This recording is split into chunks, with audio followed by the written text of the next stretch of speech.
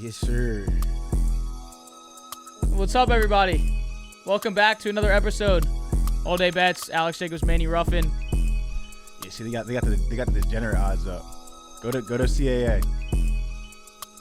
Yeah, go to the buy. Take my boys. Shout out Coach Ross. Go show more. I might have to put in the wager on A&T, dog. I'm about to put in a wager on the A&T Cinderella run. Had to dismiss their top two players.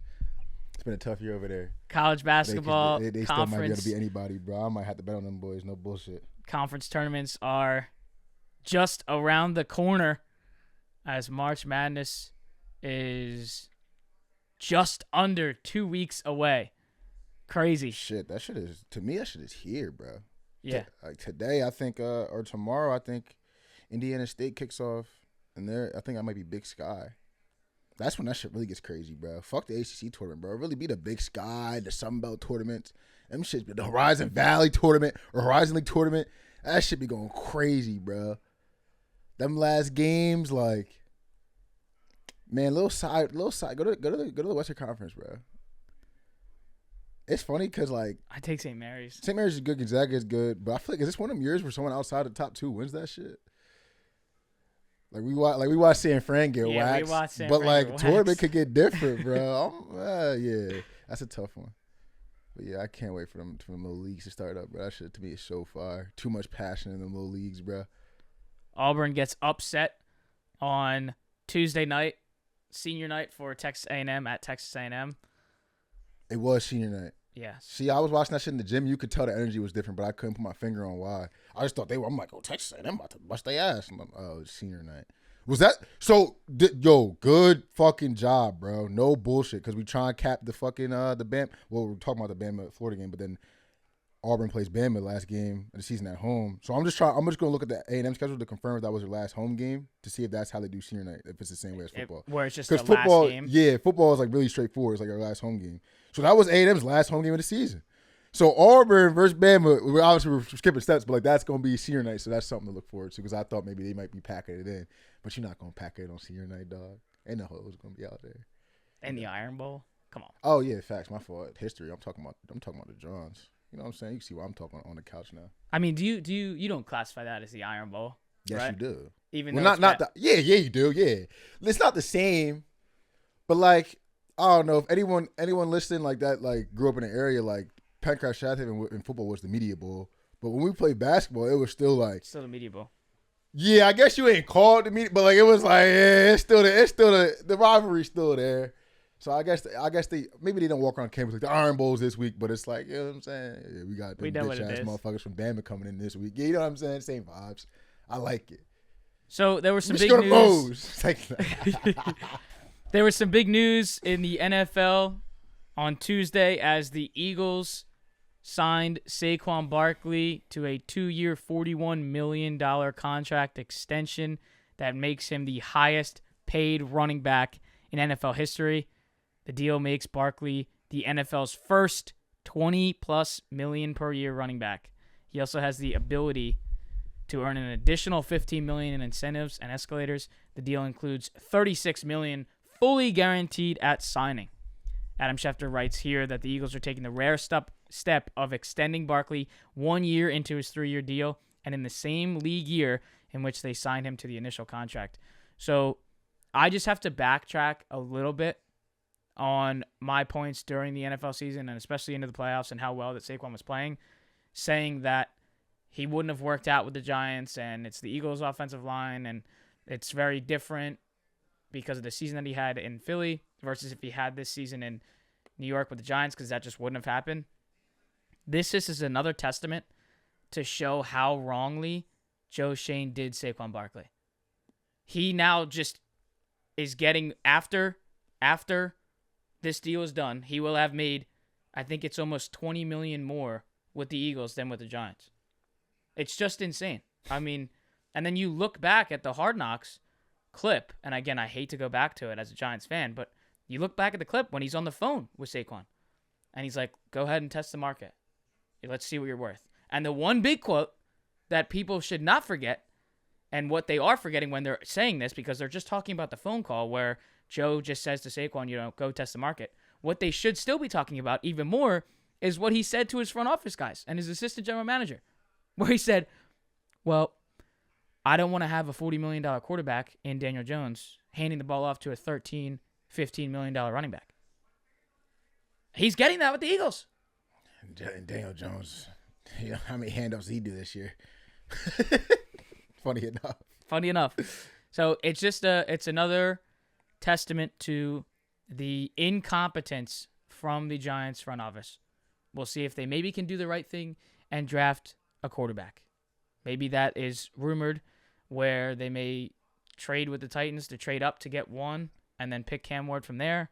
Depends on if the Titans are going to take Abdul Carter. If the Browns are going to take Carter, do you stay at 3 and gamble and hope you can get Cam or hope you can get Shador?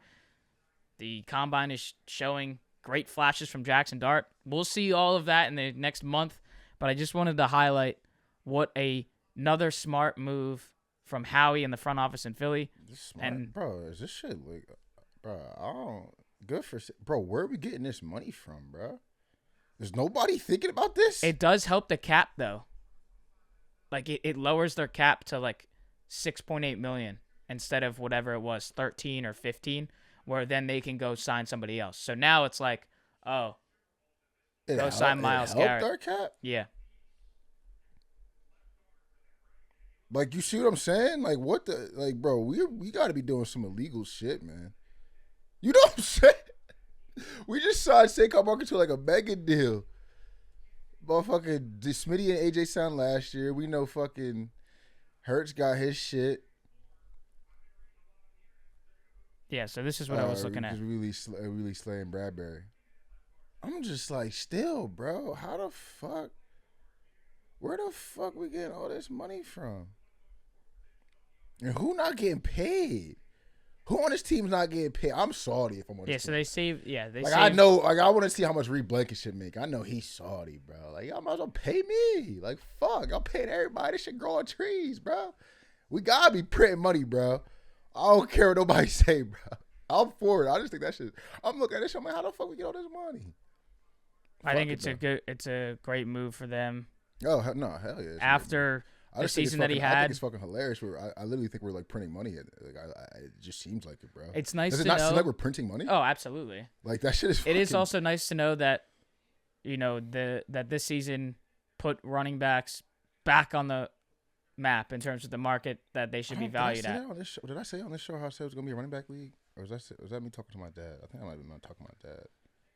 James Cook putting the eye emoji in a quoted tweet. I'm like, everyone thinks it's a quarterback. I think I did say on the show, everyone thinks it's a quarterback league. I'm like, bro, it's a running back. Like, look at the teams who's winning, bros. Damn near running back league at this point. So I'm happy for Saquon. You know what I'm saying? It's just also insane. You have that electric year that you had, and then you get rewarded that year after, even though you just signed the year before. So you didn't expect to get anything else. Nah. Because you already got your deal, and then they reward you for what you did for the team. Great stuff for him, and again, just another embarrassment and another laughing. Sorry, man. Note. It wasn't gonna work out, man. I guess I gotta keep. It wasn't. Yeah, you know what I'm saying. It wasn't gonna work out. I guess I gotta keep telling myself that. Yeah, you feel me? Over to the NBA, we see what the Lakers did on Tuesday night. Bron and Luka scoring 64. Lakers win again. They've won 17 of their last 20 games. And we're looking here from a tweet from Mike Leslie. This is a timeline of events that happened from the Luka trade. February 1st, the Mavs trade Luka to the Lakers. February 2nd, Nico Harrison's press conference. February 4th, Luka Doncic introduced by the Lakers. On the same day, they trade Quentin Grimes to the 76ers, who was balling out in the last 2 games in Philly. On the 7th of February, the Mavs introduced AD. On the 8th, Anthony Davis debuts, dominates, and then gets hurt. February 9th, Dirk Nowitzki attends Luka's Lakers debut. And on that same day, the Mavs eject fans for saying "Fire Nico." February 12th, SMU student section chants "Fire Nico" with Harrison in attendance. On the 15th, Mavs assistant Darrell Armstrong arrested for aggravated assault. 2 events here on the 21st, the infamous Mavs music video with players edited out. Dirk also on the same day talks for the first time to the ticket and talks about how weird all of this has been. The 25th, Luka makes his debut against the Mavs and leads the Lakers to a victory with a triple-double. On the 28th, new Luka Doncic mural unveiled in Dallas. March 1st, Quentin Grimes scores 44 for the Sixers' upset win against Steph Curry and the Warriors. March 3rd, the Mavs raise season ticket prices by 8%. And then on the 3rd, Kyrie goes down with the knee injury, comes back in the game, hits the free throws, and then leaves. And then the day after that, on the 4th, he's officially diagnosed with a torn ACL in a left knee, ending his season. And at the end of this tweet, Mike writes, "I can't think of a timeline worse for a single team in a very long time. Absolute insanity from the word go until now." Yeah, unbelievable. Insane, bro. I mean, what do you do if you're a Mavs fan? Lock in, bro. Do what Sixers fans been doing, bro. Time to lock in, bro. Let's see who really a Mavs fan, bro. And they got a good fan base, bro. I like the Mavs fan base, bro. They was rocking with Kyrie. I mean, they was obviously rocking with Luka. Do you feel like that with the Sixers too? Like Maxey didn't play yesterday. No, I don't. I think Philadelphia fan base is one of the worst in sports. I feel like they're like who's buying tickets right now to go see a Sixers game in Philly? Oh, I would, but you know what I'm saying. I just mean if you watch like a local coverage of the game, not an ESPN, a local coverage, a random Tuesday night, you're gonna see empty ass seats. Yeah, for sure. 100%. No, for sure. Most people aren't gonna go to Sixers games, but like, yeah, I don't know. You're gonna see it really locked in, bro. It's just like 2015 Phillies, just like the fucking, you know what I'm saying, the old Knicks. Like, let's see who's really locked in. Let's see who really come to the stadium right now. Still on the Lakers, though, I do want to bring this to attention. Did those odds go up at all? Yeah, you were talking. I took the 800. So, Lakers to win the West is plus 550. Great value. And they are plus. Not now. I'm saying on the 800. On the 800, which was last week. Yeah. And they are plus 1,500 to win the whole thing. Did the Warriors move? In the West? Yeah, because I didn't get 17, but I got 12. They are 12. Yep, 1,200 for the Warriors. I don't know what made me not take it when I brought up on the show. I only took the Lakers one.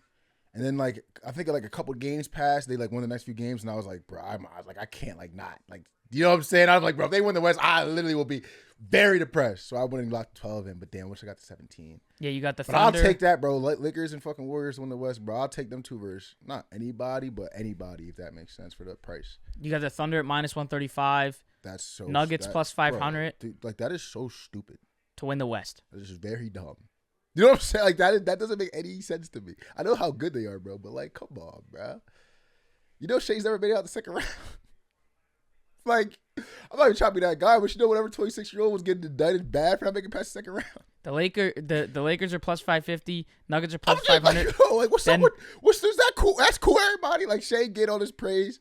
You know what I'm saying? But another guy probably was having better offensive production and defensive production, but then they got the second round and it was an indictment. But Shea's like, he whatever the fuck. You know what I'm saying? He's him, I guess. Well, how about the Warriors? Double standards is fucking hilarious. Warriors at plus 1,200 to win the Western Conference. They just beat on Tuesday night. Just beat the Knicks at the Garden. They improved to now 9-1 in the Jimmy Butler era. Been on that, bro. I knew it was gonna happen, bro. It's very, very obvious. I feel bad for Heat fans though. Heat fans gotta be salty, bro. I think on the Jimmy just didn't try in Miami, bro. Now he's in Golden State, and they're just, you know what I'm saying. But he wasn't gonna fix Miami. But this is just also another, point for the Knicks of not beating the top teams. Yeah. Regular season, that's how I would cope. But yeah, y'all can't fuck with Cat wasn't in the lineup, personal reasons. Yeah, you feel me? Yeah, y'all get some grace. That's not 0-8. That's not 0-8 because it's only the top two seeds, right? Right. That's just the Cavs. Thunder, I would cope. I would cope with that. And Celtics. I'm coping. You know what I'm saying? If I was Knicks fan, I'm coping. Was it at home? It was at MSG. Oh, Steph Love playing there. I'm coping, bro. That's what I would do. Yeah, bro, it's cool. It was funny too because they were talking a lot about on the broadcast. If Hallie can make the Eastern Conference Finals, bro, we could do it. Hallie's having I was about to say, if Hallie can make the Eastern Conference Finals, bro, we could do it, bro. I'm coping if I'm a Knicks fan. Well, they were also on the broadcast talking about Steph Curry and the historic moments that he's had. That's what I'm saying. At MSG, bro. Yeah, forget about it, bro. 3-point record. Yeah, y'all was cooked. Damn, I'm sick. That game was at 7:30, and then they had the college basketball game at the gym. And then LeBron gets 50K. Yeah. In the night game. Yeah, I peeped that. I was watching that game. That was a good Zion still dropped 37 quietly. I mean, banged on fucking. Was that Jackson Hayes he banged on? Who he banged on like that? Yeah, but Zion's been snapping, bro. Zion's been snapping. It's good to see. Kawhi's back. That game was great. Suns had a nice little comeback. KD had 19 in the fourth. That's why you never stress with these NBA props when you got to start, bro. They might just have 19 in the fourth. And you know who's been out there hooping and they said like that's a big part of the locker room? Colin Gillespie. I watched the post-game interview because it was like on League Pass, like they go right to the post-games. And KD was talking about Colin Gillespie, and he said there was a game where he didn't even play, and he was vocal in the locker room, and like he didn't play the game. Like it was like probably the game before this Clippers game. Then he was getting minutes, and then he said he still was vocal. I'm like, Colin Gillespie, man, like I'm pretty sure I seen him playing. I'm not trying to dox your shit. I just followed one of your peoples on the gram. I'm pretty sure I seen him playing Springfield Country Club like last year. Like he's still not holding it down, man. My God. He had 10. No, last he be night. hooping, bro. He be hooping. He got 18 minutes or 15 minutes. Bro, I don't know if you've seen the numbers he was putting up in the G League. It was stupid, bro. Like I was seeing like 17 assists. He's 25 years old. He's gonna get his time. Oh, he's gonna be a hooper, bro. He's gonna get his time. He should have been hooping in Denver. He got injury problems. He was getting so unlucky, bro. From his senior year of college and the beginning of his NBA career, he was just getting hella unlucky, bro. And then going out to the G League and just putting up bombs. He might have had a low cat, like obviously, but by 25, did you take a Gillespie run? I went and played with Jokic. I got hurt, unfortunately. I still got a ring. Then I get to go play with KD and Book. I'm getting time. They saying I'm him. Also for the Suns, though, like KD wants out of there at the end of the year. Yeah. So is that going to free up some more time for him? Possibly, yeah. You know? Stuff to think about. I wish that shit could have worked, man. I love that Suns team. They don't love each other, though, which is the bad part. But I love that Suns team. Over to college basketball. Big time weekend, big time week for college basketball. We head into senior nights, and we head into the conference tournaments as we look at one of the big games on the slate. Tonight on Wednesday, Alabama hosting Florida as 3.5-point favorites. Let me see that. You got 54% of the money and 52% of the bets on Alabama on FanDuel. Pretty much split down the middle. It's so hard to win on the road in these big games in college basketball, man. But for some reason, I really do want to take Florida, bro. I was thinking that, but then I was like, I'm probably going to end up taking Alabama. Like, Bama wants to run you out of the gym. They want to shoot a good amount of threes. They're going to shoot the three, but they really just want to run you out the gym. The big thing for me with Florida, besides, like, they're offensively capable to keep it with anybody because they can hit the three. But something that's not talked about with Florida a lot is I'm pretty sure, and one of y'all that know the stats off the top of your head, Florida fan, could correct me on this. I'm pretty sure they're top 10 to top 5 in opponent 3-point field goal percentage.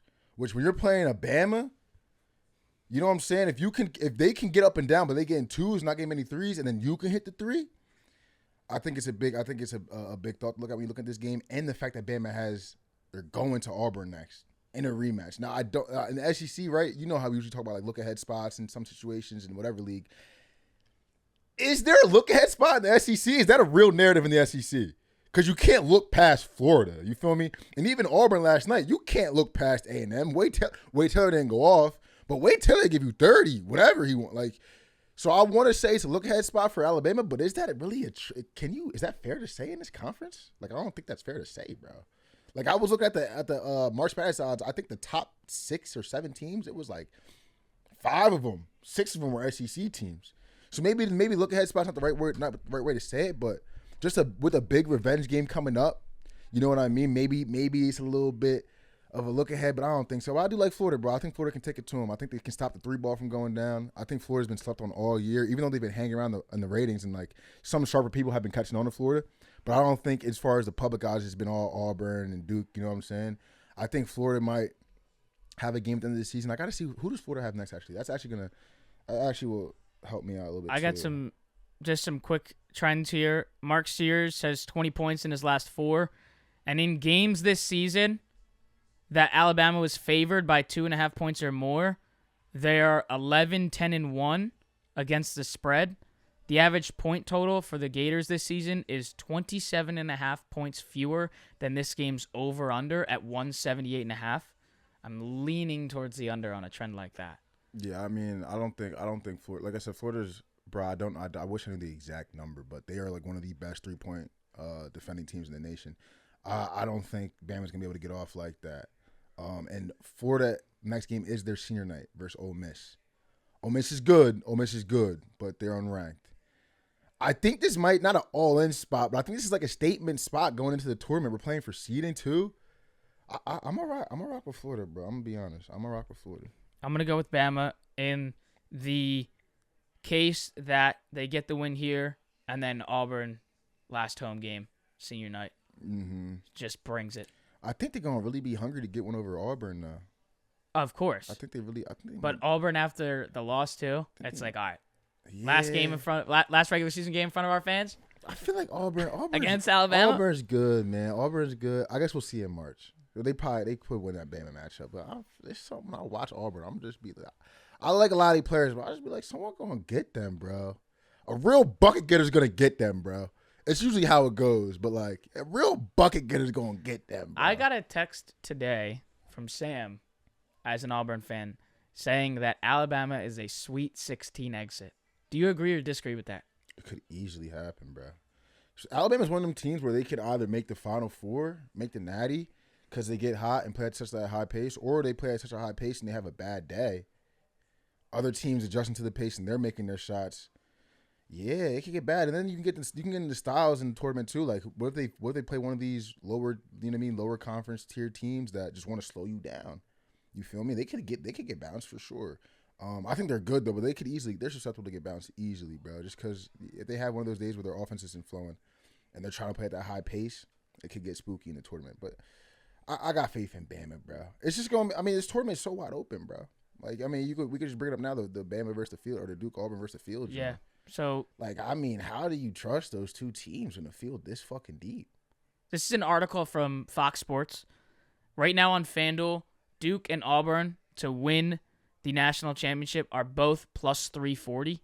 And there's an article on Fox Sports talking about this bet. Auburn, Duke, or the field. Auburn and Duke are plus 160 if you're just taking them, one of those two teams to win, plus 160. Or the field, everybody else, minus 210. The last time a seed lower than a 3 seed won a national title was Arizona in 1997 as a 4 seed. Now, the way that I look at this is I feel like the plus 160 has to be a little bit more, maybe plus 200. Because if you think about it, so many guys that are... Is that right? Not necessarily like big bettors. See March Madness. Oh, we can take off Thursday. We can take off Friday. We can go sit at the bar and watch this entire big slate all day long. Maybe throw a couple bucks on the over. Maybe throw a spread bet on the 10-7 game. Just have a good time. Drink some beers. Watch the games with the fellas. Mm-hmm. For your non-bettors like that, maybe those guys are the ones that don't really know a lot about college basketball, haven't necessarily been watching it a lot. Mm-hmm. You think for the sports books to make money, you have these guys that aren't really big avid watchers, and you see Auburn, Duke, the two big favorites that are the 1 and 2 seeds at plus 200. Oh, I'm going to take that. Facts. And then you have so many bets rolling in on the non-avid college basketball watchers that are plus 200, and then all they need is just one upset from both of those teams, and you easily lose that bet for those, non-avid college basketball watchers. So I think if the books really want to try to entice those not so big college basketball bettors or college basketball watchers, you jack that Auburn or Duke to win the championship, you jack those odds up. I think you can really drag a bunch of those guys that aren't big bettors in there. And is that a really messed up thing to do? Absolutely. But again, it's us versus the books. Whose team are you going to say? What? I don't think that stat is correct, though, bro. I'm going to keep it a buck. What, this stat? Yeah, I don't think that's right, bro. Because UConn, when they went back-to-back, I look up 2023 UConn. I look up 2023 UConn March Madness seed. And then I know for a fact, remember Kevin Ollie? They won when they were like an 8 seed, bro. Yeah, number 4 seed. I'm about to say, I know I wasn't fucking tripping, bro, because that Final Four had like 3 4 seed or like hella 4 seeds. And UConn's low-key, UConn won in another year where they were like a 7 seed, bro. And we were young. Remember, we were young bulls. Bro, wasn't Julius Randle playing in that national championship? My fried. Didn't Julius Randle go to Kentucky? Yeah, he did. Yeah, there was a national championship where they played. I think it was like the Boykin dude and Napier was on UConn. I'm pretty sure they was a 7 seed. And I'm pretty sure Kentucky was an 8 seed. and they. Well, okay, so I did read that incorrectly. Outside of the 2023 UConn and 2017 UConn 7 seed, the last time a seed lower than a 3-1 was the Arizona as a 4 in 97. Damn, I'm like, UConn fans gonna be like, hey, yo. But yeah, nah. So it's, bro, I think, man, they lucky that bet for the field is -210. That's good odds. That's all I'm gonna say. That's good odds. That's good. It probably should be a little higher, so bro. just outside of looking at the field being -210 here, would you look to take the field, or just from a saying it, not like we're gonna bet it because the field's -210? Would you take the field, or would you take Duke or Auburn? The field, bro. Yeah, I would take the field, bro. I don't even. It's not even like I just think college basketball is just really, really good this year in a couple conferences, bro. I wouldn't be surprised if we see one of these teams that you don't think is gonna win. I'm not saying Iowa State's gonna win the national championship, but I think Iowa State's around plus 2,500. There's a lot of good teams in that plus 2,500 range. Like Michigan State's in there, St. John's is in there. Like there's a lot of teams in this range. Obviously, the drop off very heavy. I feel like once you get past, obviously Duke, Auburn are in one tier. I would put Houston, Florida, and Tennessee, maybe, even though I'm a little bit of a Tennessee hater, but they're good. I maybe put them in the second tier. Alabama, St. John's, Michigan State, Iowa State, maybe that third tier. And then below that, it gets a little murky. But there's still plenty of teams that fall into that little Kenpom stat that are really, really deep down. I think there was like 15 teams in that little Kenpom thing. I'll read it. But I don't – it wouldn't shock me one bit to see Duke or Auburn lift the trophy at all. Especially Auburn. I think Auburn's good enough and battle-tested enough in the better conference. Like, Duke scares me because the ACC is so bad. And look at this list, bro. Find the next ACC team. Like, you know what I'm saying? Like, and I was on this, John. I think I was telling you on the podcast earlier in the year. I'm like, Duke is. I was like, did I say they was my natty pick? I might have said they was my natty pick. It was right after they gave Auburn their first loss of the season. I might have said they was my natty pick, which was early on. I think I might have said they were my natty pick, or like I think that's like the best Duke team I've seen in a while. But like even to that point, like they played the ACC, but they ain't really played nobody. Besides, I mean, they played a good non-conference schedule. But you know what I'm saying? They played Kentucky, they played Auburn, but they didn't get tested throughout the ACC tournament or the ACC regular season. Like I think Auburn got tested in the SEC regular season. But the problem with that is Auburn we don't know how the season's gonna rock out, but Auburn could see an SEC team in the Elite Eight that has the scout on them and see them all year. I just think it could get weird with this. You know what I mean? That's why I would lean towards the field. I wouldn't be surprised at all. I wouldn't take it if it was plus 200 for like Auburn or Duke. I wouldn't take it. It'd be a fun bet if you really want to throw some bands on it.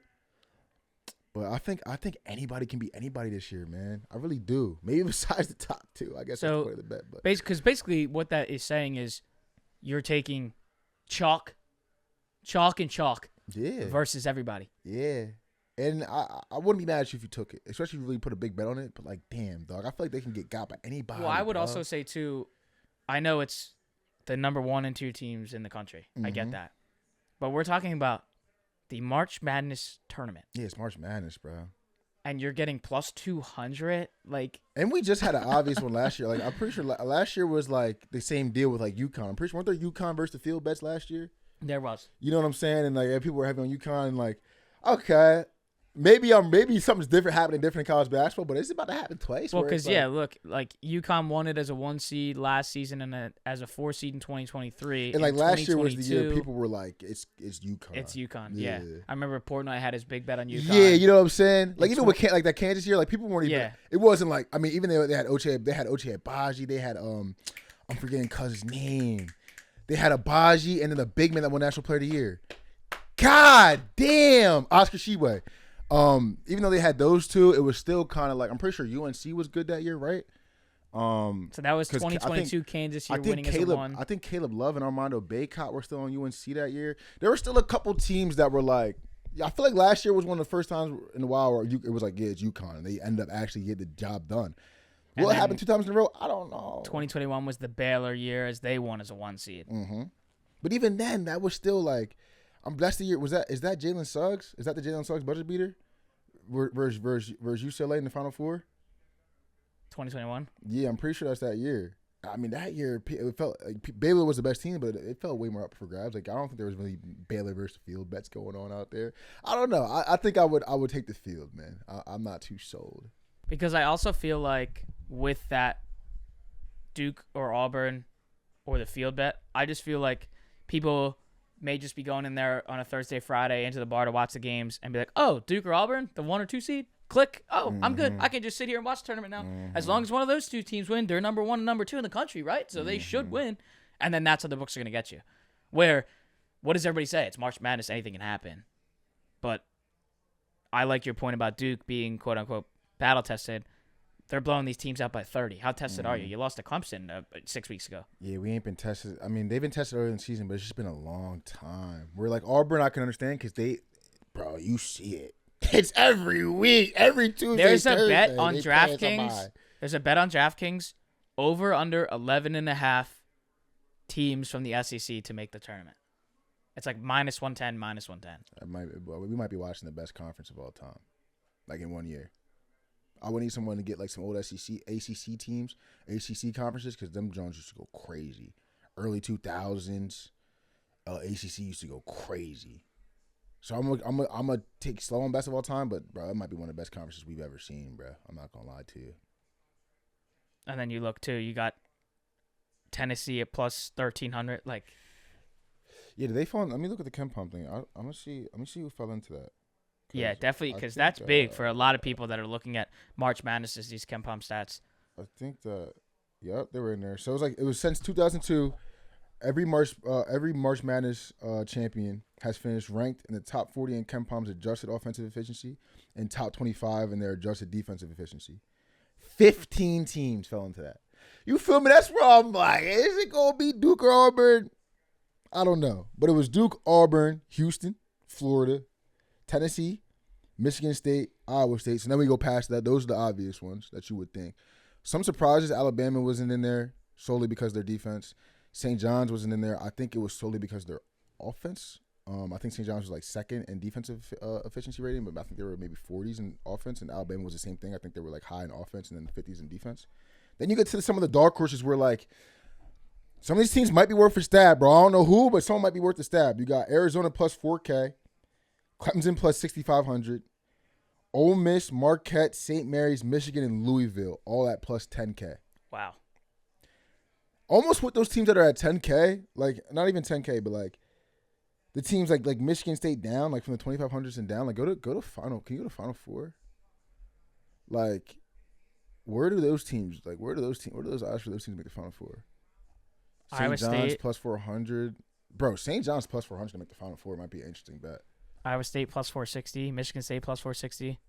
Yeah, maybe not enough for me to take it, but it's interesting. If you want to have a fucking ride, if you're really a Michigan believer, how about that to make the Final Four? Even though they just got bounced by 20 on Sunday. Yeah, they got a big game tonight, though. College. I think they're in College Park, or I think that game might be in Michigan versus Maryland. Big little test tonight. What was that bubble watch? Where? Oh. I thought they were gonna give us teams like odds to get make in. the tournament. Yeah, I'm like that's well, fine. they have that too to make the tournament. That's okay. Who in there? So these are just five teams to make the tournament in the field of 68. They got Indiana minus 220, Ohio State minus 195, North Carolina minus 155, and then Xavier at plus 100 and Oklahoma at plus 470. Okay, is that it? Is that all? Yeah. Okay. Interesting. That's one of them things for fans. And you can also, so you can bet them to not make the tournament, but you can also bet them not to make the tournament. So like Indiana to not make the tournament is plus 162. Nah, let me chill. We gotta see Big Mike in there. I'm pretty sure it's his last year too. We gotta see him. North Carolina not to make it plus 116. Ohio State not to make it plus 146. Yeah, it's just like them playoff odds. Wish we had something a little more crazy in there, bro. I know. I wonder why they were like. Why is Oklahoma the craziest one? What kind of are women's odds the only? Are we only getting conference tournaments for women's odds? SEC tournament. They don't got natty for chicks. That's lame. That's lame. I think they do. Where the shorties? Yeah. Okay.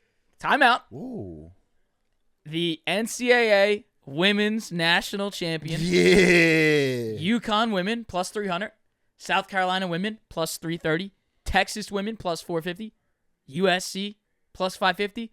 UCLA plus 600. and Notre Dame plus 600. Those are your top 6. So what I see a lot of people like to do in come the tournament time is you pick your men winner and your women winner. Mm-hmm. Let me see. Show more. Is there any teams that? Oh, Duke's actually pretty good. Oh, TCU. So like, let's just do this. Like, what if we just did? We were just to take Duke or Auburn. Mm-hmm. I'm not doing that though, by the way. But who would you take from? Okay, so let's just say I don't want to.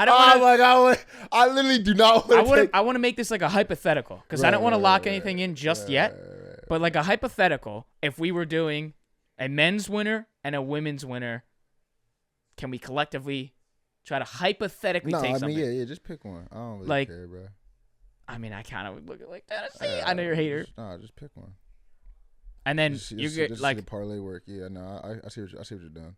What would you like to do here? What makes a little bit more sense here? I mean, bro, South Carolina. I don't know. USC. I don't know women's ball. I don't either. You could just. I'll just take the favorite. Take UConn. No, like I don't want to do that though. Just throw in 550, whatever. Yeah. So like for example, Tennessee plus 1,300 for the men, and for the women USC plus 550. That gives you. Yeah, that's wild. Plus 9,000. That is wild, bro. I can't lie. No, but women's really top heavy though. Like I've seen all these teams play on ESPN. Like Notre Dame, I've really seen all those women's teams play on ESPN. Notre Dame, UConn, South Carolina, Texas. Texas is good, bro. Obviously USC is good. All those teams are fucking good, man. Even like Duke, I've seen Duke play a couple times on ESPN. They're good. NC State's good. Those odds for TCU are pretty high. I guess the gap in women's basketball is just probably just way bigger than from the elite teams. I mean, clearly you dropped from plus 600 for Notre Dame to then plus 5,000. The gap is just way insane. But yeah, I'm getting there on WNBA, but I ain't all the way. Like my women's college basketball knowledge has been the same since I've been like 5 years old.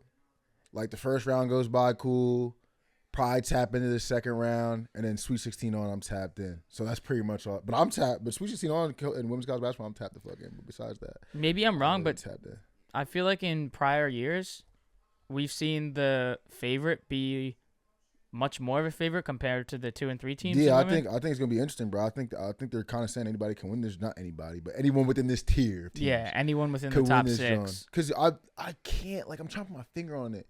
Maybe it's the ACC with Notre Dame, but I've seen a couple of these teams play each other. Obviously, USC and UCLA twice this year. I've seen a couple of these teams play a couple times though, and it is pretty fucking even, bro. I can't lie. So that should be, especially Sweet 16 on. But I feel like you gonna see some upsets, bro. Like it's some teams that show more than I saw. They good, bro. I can't lie. All right, over to the PGA Tour. Big weekend. Arnold Palmer Invitational. You have Scottie Scheffler at plus 320 as the favorite. What is this? What is the winner without? I feel like that's so stupid. Well. So if Scottie wins, right, you're betting on second? Correct. And go down one more?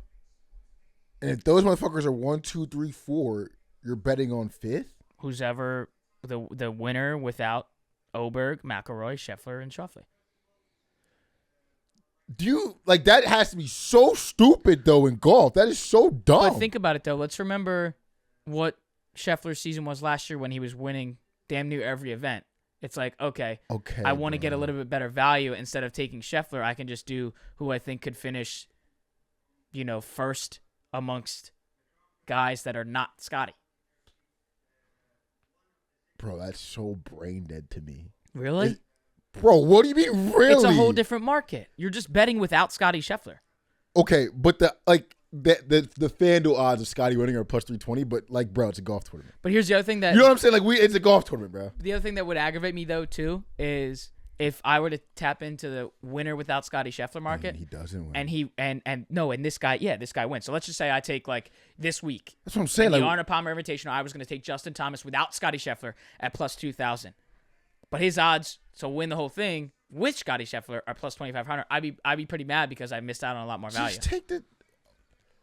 I don't. Maybe I'm tripping. Maybe Sky gonna come out here and win this joint easy, and it make me look we the dumbest. So let's go into some stats. I feel like that's so fried, bro. Scottie's won this event twice in the last 3 years. He went win, tied for fourth, and win.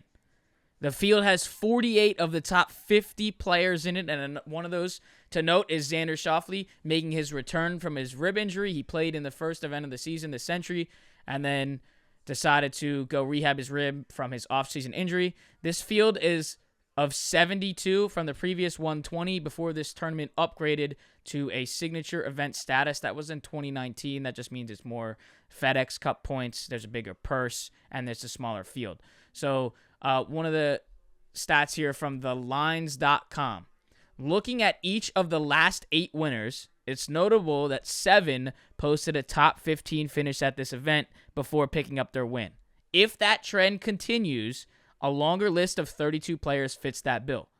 Notables who have made multiple Arnold Palmer Invitational starts without a top 15 finish include Oberg, Schauffele, Finau, Tom Kim, Minwoo Lee, and Seb Straka. This article, thelines.com, says given this strong trend of prior course history, we'll be crossing those guys off of the outright betting card list. Here, if you're going to bet the chalk here, Scottie Scheffler, which I would most likely be leaning to doing, you then put a little bit more pressure on him. You do. Because next week is the Players. And Scottie Scheffler is chasing a three-peat in the Players. So if you bet Scottie Scheffler to win this week, then he's got to win back-to-back for his three-peat at the Players. So that's just something to note. Be careful if you're taking Scottie. I don't care if he wins this week, but like I want to bet Scottie for the three-peat. So like it'd be a little bit scary for me to take Scottie this week and then be like, okay, I want to bet him again next week because he's chasing the three-peat. I want him to get the three-peat. Well, then I got to basically bet him to win back-to-back events. That's a lot. That's a lot to ask for at plus 320. Bro, Scotty's unbettable, bro, unless you parlay him, bro. I just think like it is really tough to bet a plus 320 you shitting me? Guy to win a PGA Tour event, a 4-day long event. Yes. Signature event, 4-day long event. Yeah, it's hard, bro. I don't think I would love to take Scottie, but I think him winning 2 of the last 3 years is even just crazy enough. I don't know what Tiger did. He probably did something crazy enough. But I think him for winning 2 of the last 3 years here, 2 in a row at the Players. I'm not saying someone's got to give because we could easily be watching possibly a top 5 golfer. You know what I'm saying? Ever. I don't know how much more he has to do to be in that consideration. I don't know how people probably have stupid runs like this all the time. Not the same degree as Scottie, but the Rorys, the Brookses, and shit like that. You know what I'm saying? People have had their runs. Yeah, I have to take a stab here. And there's some good stabs, bro. Rory McIlroy, top 5, plus 140. Bro, but like even like, I mean, you still get like, what we talking about before the show, like Willie Z's like plus 5K. I'm pretty sure Xander's around the plus 2K mark. Yeah, plus 1,800. Now, you know what I'm saying? Like, just gotta be at least some of the articles that I was reading was just saying to Xander's not a bad bet, but just be careful with the expectations that you have for him because he hasn't played since the beginning of January. Yeah, we don't know no cap. What to expect. But even like, bro, you got Luddy at almost plus 2K. Like, who else is in here? JT. I was hating on JT, but he been hooping. Cantlay's plus 2,800. Tommy Fleetwood plus 3,300. Decky come out here draw. Will the thrill at plus 5K, man. And right behind him too, Shane Lowry plus 5,000. Sprayed around. Bro, how far the mighty have fallen. Javi used to be a strict plus 1,700, bro. How the mighty have? That was my favorite bet for a while. And now you're kind of just out of range here. You're down in the. Bro, I feel like everybody got their favorite golf bets. Like people that just go and bet on regardless. In the big events, you know who you're taking, yeah. Damn near not every event, but you know what I'm saying? Like if I'm betting on golf, like Javi was always in that mix, bro. Like I'm taking Javi, bro. He's got to be in the ticket. Cam Young's found his way out of the ticket. But Cam Young was another one where like you got to find your way in the ticket. Now we can get Cam Young to win a fucking PGA Tour event to 10 to win 1,000. But I just know like. Is Cam Young going to win a fucking PGA Tour event? Do we just take him 10 to win 1,000 until he wins? Is that a good investment? Wait, is that a fraud investment? For the talent that he has, 10 to win a rack, every time he plays, he's not looked great at all. I'm very well aware. Like, that's one of my favorite golfers, so I watch him. But like, I feel like he could win an event someday, bro. I would just say, at least when you're looking at an event like this, in the weeks prior that we've seen, hasn't been, I guess classified as a signature event, so we haven't seen a lot of the top guys in it. So, for example, we're not going to see that plus 10,000. We're not going to see that. Has TGO changed the trends too, by the way? In terms of, what you've been doing last week or whatever. I don't know if you can compare that though. You can't. You might find a rhythm in the TGO. Am I fried for that? Bro, what? You might not find a rhythm in the TGO? You don't think so? Let's say you was on a tour golfing week to week. You might have had a rough week the week before. Maybe you got like... I think it's just more of a relaxed setting where these guys can go just... 100%, but I'm just saying, you don't hit a couple good balls there. You feel like you might have found... It's golf, bro. Like, you go to the range and don't give a fuck, and then you hit a couple balls like, oh, shit. Wait, I might have found... You know what I'm saying?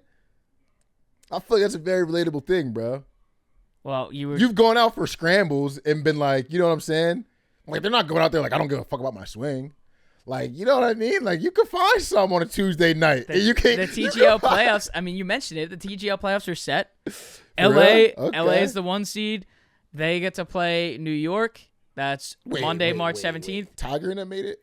No. I thought that was Atlanta. Okay, I was like, how? Okay, never mind. And the Bay will take on, as the 2 seed, will take on Atlanta as the 3 seed. That will be Tuesday, March 18th. You might be able to find some, bro. Like, are there any players that you think this year are worth like the investment, like every big tournament? Anyone you think that could actually break through? Like, is it like an Akshay Bhatia year? I feel like Luddy's a good one, bro. For sure. Oberg's a good one. Plus 1,600, you can kind of... To ride him like this, the players, the majors and shit like that.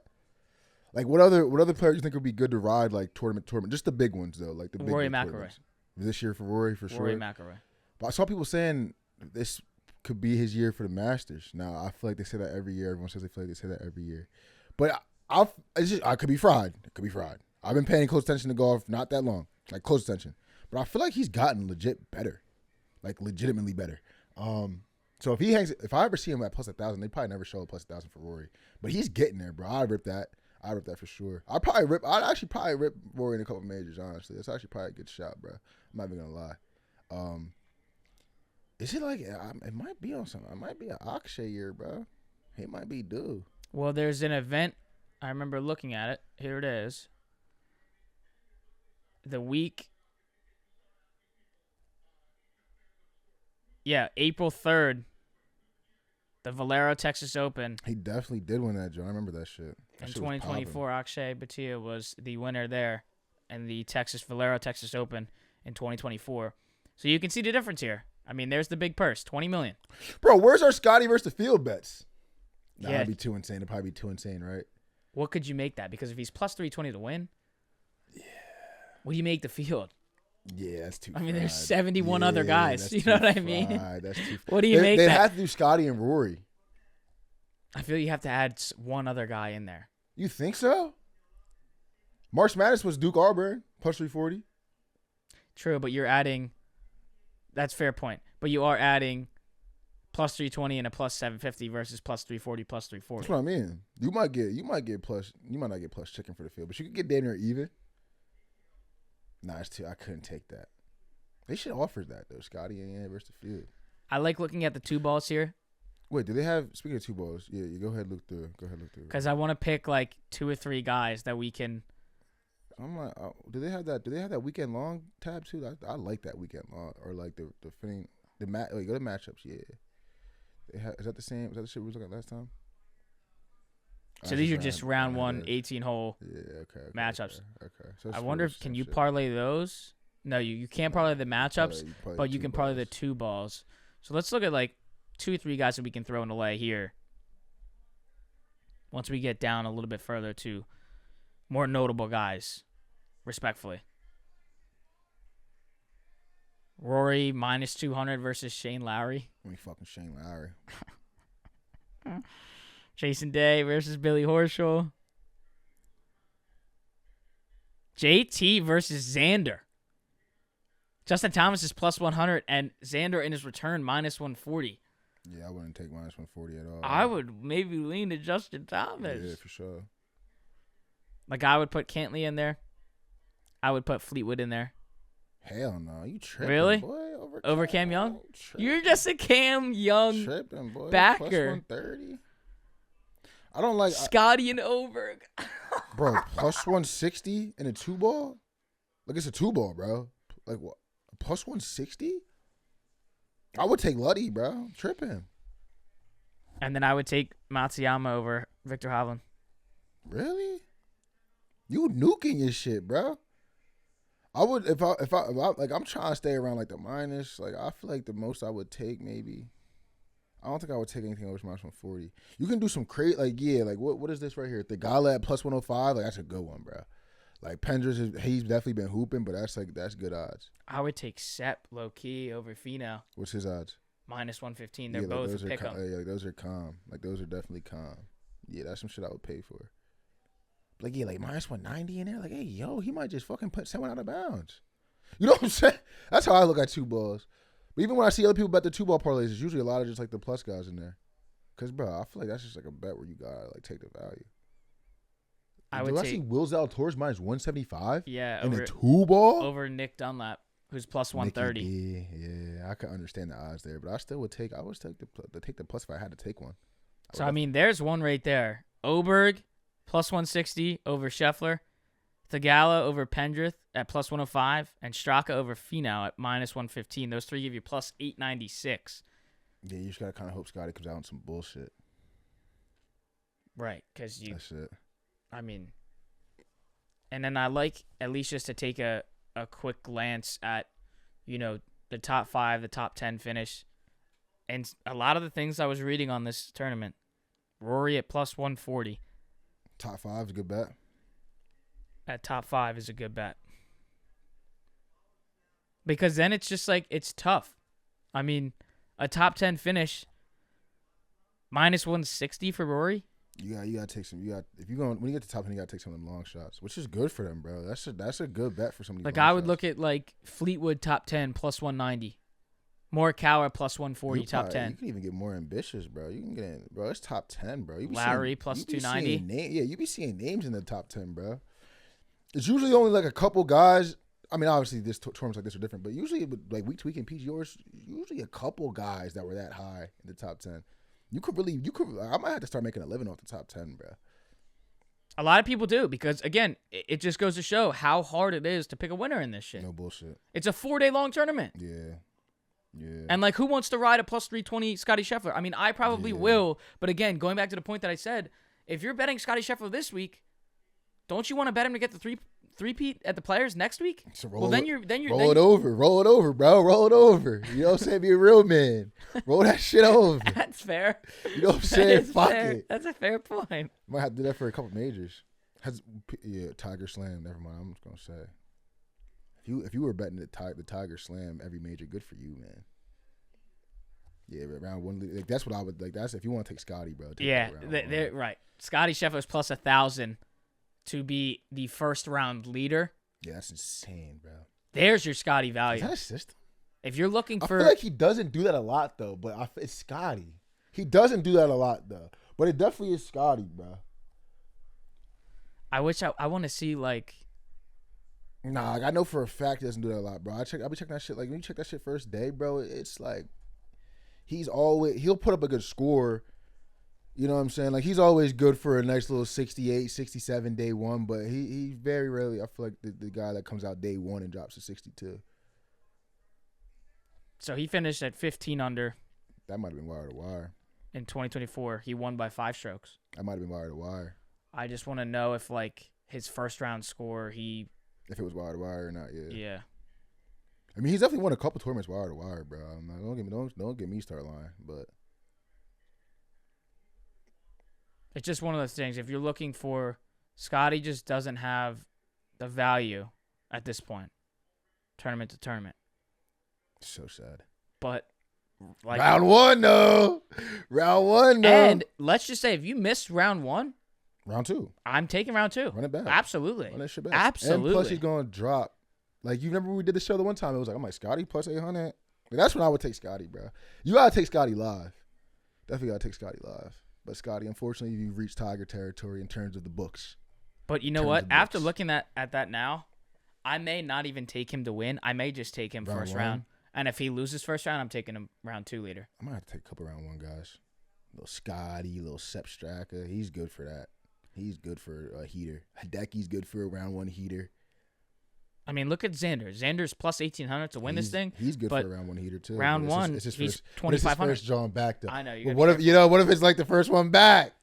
Yeah. And you're 5 under on the front 9. You know, like some random crazy shit like that. Not at all.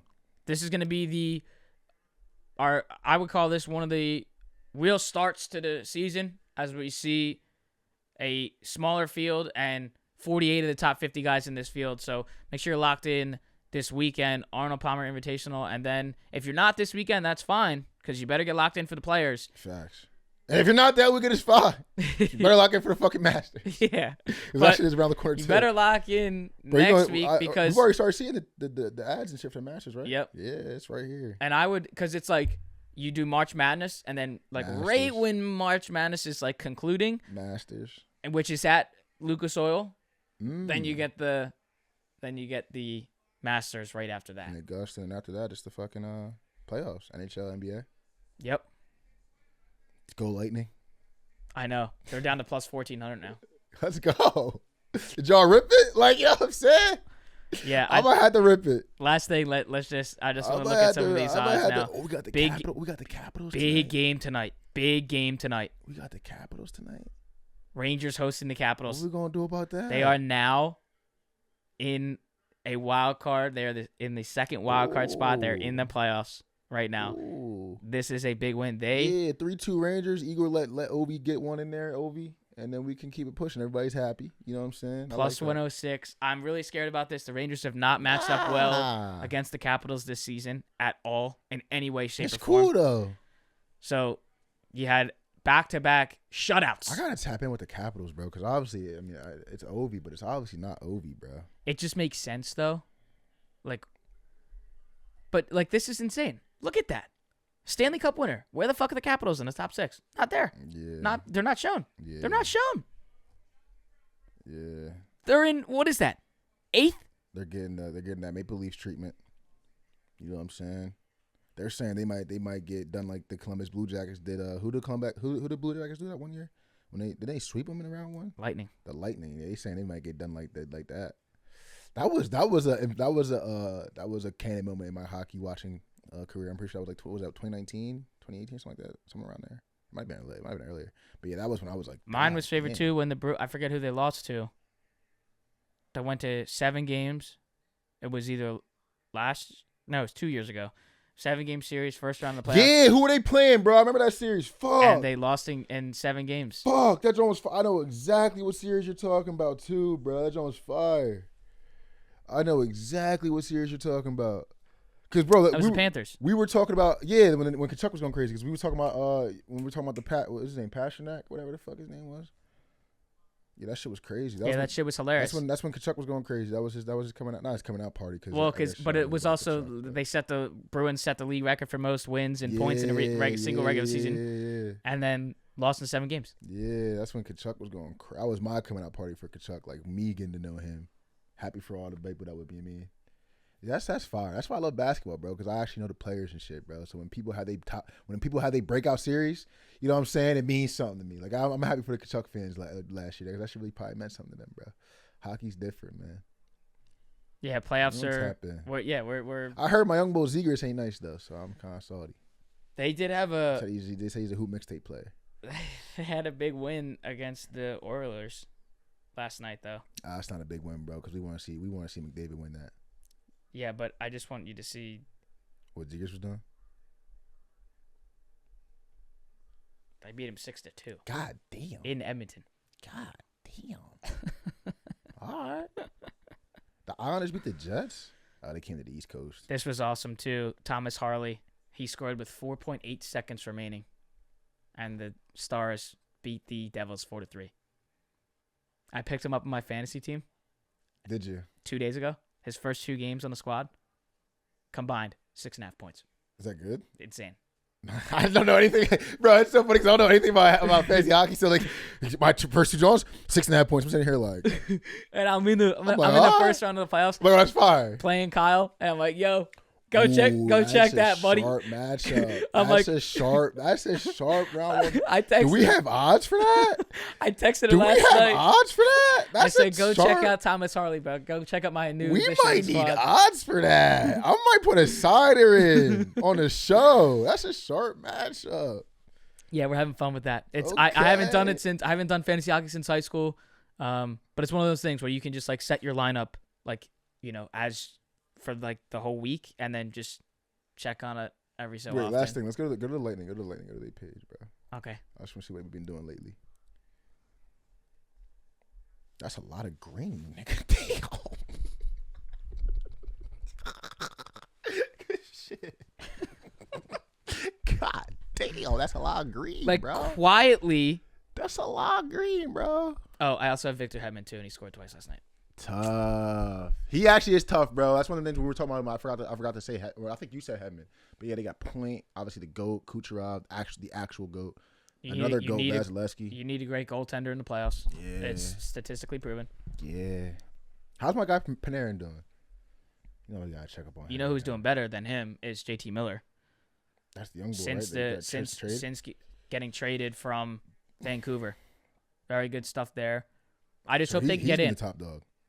Yeah, he's been a top dog. I just want to see them get in and just have some fun watching them. I know they're not. And then they draw the Lightning. And we're like, all right, fuck do we sweep do them. Yeah, what the fuck do we do there? I guess at that point, you probably should take the Rangers to win this cup at that point. Or just hedge it with the series. Wait, I'm slow. Or you can just hedge it with the series. True. Yeah. Really, the matchup I want to see is I want to eventually see the Lightning get to a point where they get Carolina or Florida, because that's going to be serious. Yeah. And if it's Florida, it's going to be even more meaningful because that's the battle of the state. Yeah, bro. The Devil, bro. Yeah, I don't need no Devils fan talking to me. I don't talk to Devils fans, but I just be seeing them on social media, bro. Y'all got lower odds than the Capitals, bro. Not a serious organization over there. Almost serious, I feel like, I guess, but y'all not serious, bro. How you lower than the Capitals, bro? How did Maple Leafs lower than the Capitals? A lot of unserious organizations. That's actually Kyle's winner. Maple Leafs? He's got a sack on them. He's a ballsy guy.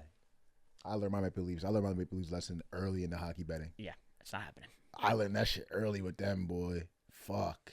He's got a sack on them. Good luck, Kyle. Yeah, good luck. I might tap in. All right, March Madness around the corner. Some more NFL news. Go Florida. Yeah. Go Florida.